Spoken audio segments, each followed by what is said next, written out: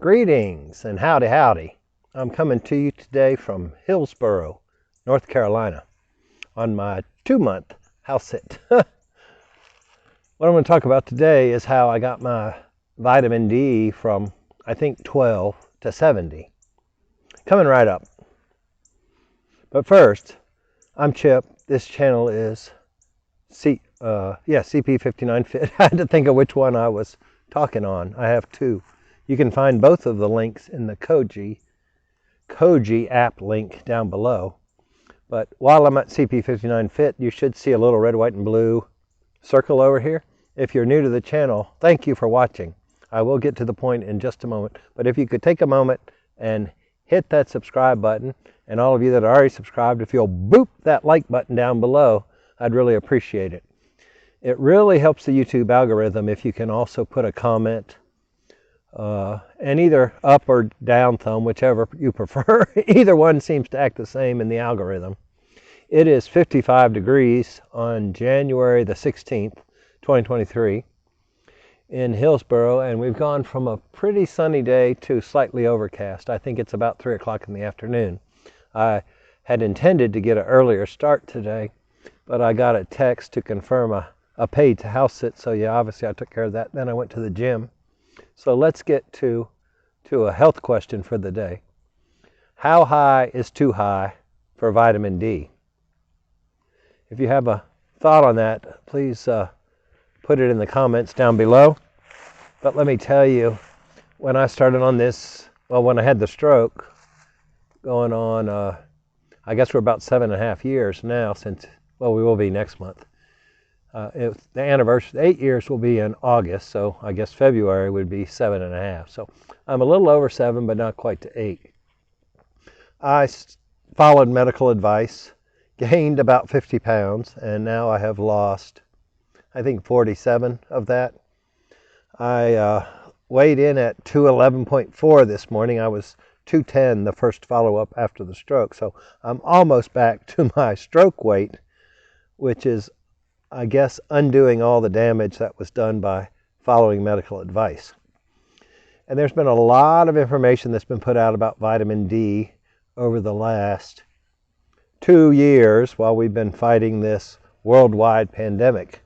But some of the anecdotal evidence is that if you went into a hospital, and most of this was done in the Scandinavian countries, Norway, Sweden, Finland, they figured out that if they greatly supplemented you with vitamin D after you had caught the virus, that your length of illness was less and your recovery was much better. So then some other places started, I think England, don't quote me on that though. I don't have any notes out here. I'm actually sitting in an Adirondack chair. Let me give you a quick halfway tour. I'm not going to show you the house, but a halfway tour of the backyard here. And I guess I can keep talking since I got this lavalier on.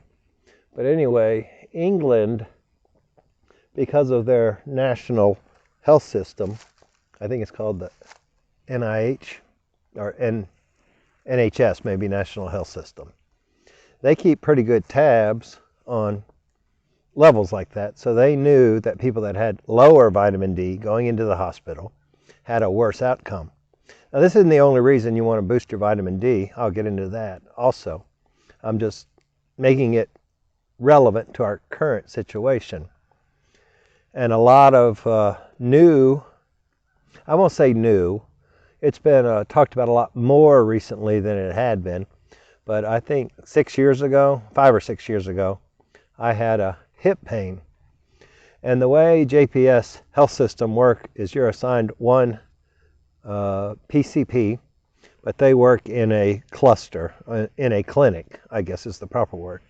And in that, well, my PCP, after the first 2 years when my first one graduated, I told them I didn't want one that was going to graduate every couple of years. I wanted somebody that I could stick with. So they gave me the attending physician, which at a teaching hospital is the kind of like the head of the department, and he oversees all these interns or residents or whatever they're called as they're getting their medical, their MD. No, babe. Max wants to get in the video. Go play. Go on. He always jumps in my lap unannounced. I'm trying to break him of that, but he's been trained that he can, I guess, jump in a lap whenever he wants to. So anyway, Dr. Nelson was my PCP, and he's hardly ever available on short notice. You got to book him 5 or 6 months out. So anyway, when I had this hip pain, I got a nurse practitioner, and she came up with this super excitement because she said, "Oh, you're probably vitamin D deficient. That causes pain sometimes." And so she sent me for a vitamin D test, and sure enough, I was like at 12, and you're supposed to be, they say a good range is 30 to 60. And I don't know what the little letters behind it is, millimolars per liters or something, I don't know. It might be grams per, whatever it is, the number we use in the U.S. 13 is extremely low. So she was correct. And then I researched vitamin D deficiency, and it said I think it was 85 to 90% of Americans are vitamin D deficient. And don't get me started on this, but that's because we have vilified the sun and we have glorified sunscreen. And how does your body make vitamin D? It's when the sun hits the skin, it converts your cholesterol into vitamin D. It's a natural process, and you need it. So don't block the sun. Don't be afraid of the sun. Get your butt out there and get it in the sun as much as you can. That's one reason I'm in short sleeves when it's 55. Earlier when I was walking in this outer 100 acres with the dog this morning, the sun was out bright, so I just took my shirt off. Then I went to Planet Fitness and tanned. Well, that was 5 or 6 years ago when my nurse practitioner made this wonderful diagnosis that I was vitamin D deficient. So she gave me the pills that you take like once a week, and they're like 50,000 units, and you take one a week for like 3 months or something, and I think they got it up to 16. Woohoo! Big advance. Okay, then I started sun tanning. I joined Planet Fitness because they had tanning beds.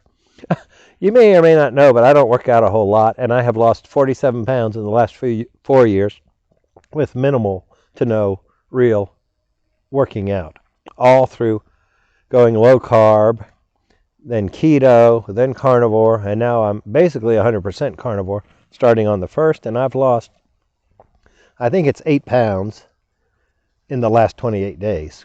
I have it in my Vit app. I'm not going to pull it up right now, but I took a picture of it earlier. It had me at like 6.8, and then I was down another 1.4 this morning from last week's average, which last week ended yesterday. So, yeah, I ate a lot of fat yesterday, a lot of cheese. I'm not going to say that cheese is necessarily the right thing to eat, but I watched a video from Dr. Mabry where he talked about being high fat and moderate protein. Dr. Westman is high protein, moderate fat, because his philosophy is if you're trying to lose weight and you want to be in ketosis, then you want to burn the fat on your body, and if you add more, then it takes longer for your body to burn the fat you add before it gets to the fat in your body. So I had this Lifeline screening. I think it's been almost 3 weeks now because they take forever to get you the results. In fact, I put that in their survey they asked me to fill out. I said, I can go to any lab in the country and have my blood work back in 24 or 48 hours. Why is it taking you 5 to 10 business days? So that's 2 weeks. And they got the carotid Doppler stuff, and I'll go over that in another video. But I finally got my high sensitivity CRP, which was low, and that's what you want. That means you have low inflammation. And my vitamin D, which was 70, so they said, oh, that's on the high side, it's above normal. I'm like, oh, good, I like to be above normal. And so when I sent it out to Verta and Dr. Mabry and all, I said, well, they say I'm high in vitamin D, but is it even possible to be high in vitamin D? But I also do supplement vitamin D because it comes with K2, which is what I want. I want the K2. I don't care about the supplement in vitamin D. And supplementing with vitamin D can be effective in some instances, but it's nowhere near as effective as making it yourself. So I haven't kept my Planet Fitness membership. I was able to get it again through Active and Fit.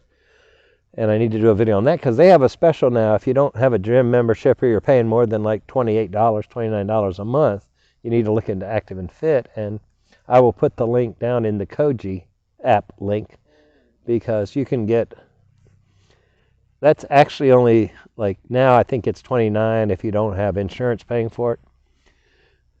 It's only like $4 more than the fee to join Planet Fitness on its own. Plus, I also get to go to Millennium Sports Club. I get to go to LA Fitness when I'm in Northern Virginia or wherever they are, where they have some. I get to go to a gym wherever I land. There's a nice one with hot tubs and everything, and tanning, I think, in Denver, where I will be next month about this time. Well, I think I finish here about this time next month, and then a week later I'll be in Denver. But anyway, that's not the topic of this. My vitamin D was up at 70, and people, the medical professionals, are concerned it's too high. But there's certain things you need. Vitamin D is fat soluble, so I eat a lot of fat, so it can actually work. If you're on a low-fat diet, it doesn't really matter how high your vitamin D is. It's not going to do what it's supposed to do. And you need the fat to get the K2 to work. You've probably heard of K1, which is an anticoagulant. K2 takes the calcium in your arteries and where it's not, and your organs, and puts it in the bones and the teeth. That's sort of kind of a new discovery. And well, it's not new. Weston Price discovered it decades ago, maybe a century ago. I don't know. He did a lot of work in Africa, and he found that giving the natives K2 fixed all the cavities in their teeth. So, of course, that was anecdotal, too, because it wasn't truly a research study, but now they've done research studies. And because I have stenosis in all three of my arteries to my brain, it's much milder than I thought in three of them after this last test, but it is still fully blocked in the internal right carotid artery. I am very eager to make sure I have plenty of K2 to get that calcium out of my arteries, into my bones, and fix any problems in my teeth I have. And I'm going to do another video on teeth because I found another dentist that really says you shouldn't have root canals in your mouth because they allow disease to get in. And this is getting about as long as I want it to go. So, hi, welcome back. Thank you for being here. I'm glad to be back. I had hoped to get 3 or 4 videos done today, but as you can see, other things came up. Fortunately, I have Monday and Tuesday blocked off for making videos and doing research. So I will get 2 or 3 done in this block time by tomorrow. I've got some chicken wings thawing out. That's another thing you can put in the comment. The bag says they're just raw chicken wings from Sam's Club. I got a 10-pound bag. The bag says to cook them from frozen, but I've always thawed them out. How about in the comments put whether you think they should be thawed or cooked from frozen for the best flavor. All I do is put, what is that called, lemon pepper. That big thing you get at Sam's Club, you just squeeze it on it, and then I fry them in the air fryer. I don't put any breading on them. I don't put any grease on them. Because another thing that's helping this clear up is cutting out seed oils. I've already done a video on seed oils, the one with the big fat people on the thumbnail, and the skinny Maasai warriors. But anyway, that's kind of getting into another one of my goals for the year is to reverse the stenosis and to get completely metabolically fit, which I will give you a little clip here. My HDL went to 42, which it has been 42 before, but the last time I was tested, December 19th, it was back down to like 36 or 38, and my triglycerides were in the 170s, and they were 132 this last time. So that took out two of the 3 elements I had of the metabolic syndrome right away when that video went up, which was like 2 weeks ago. And I was going to the test when that went live. So I didn't know it at the time, but now they measured my waist and it's still 42 inches. I think it was 44 the last time I had it measured.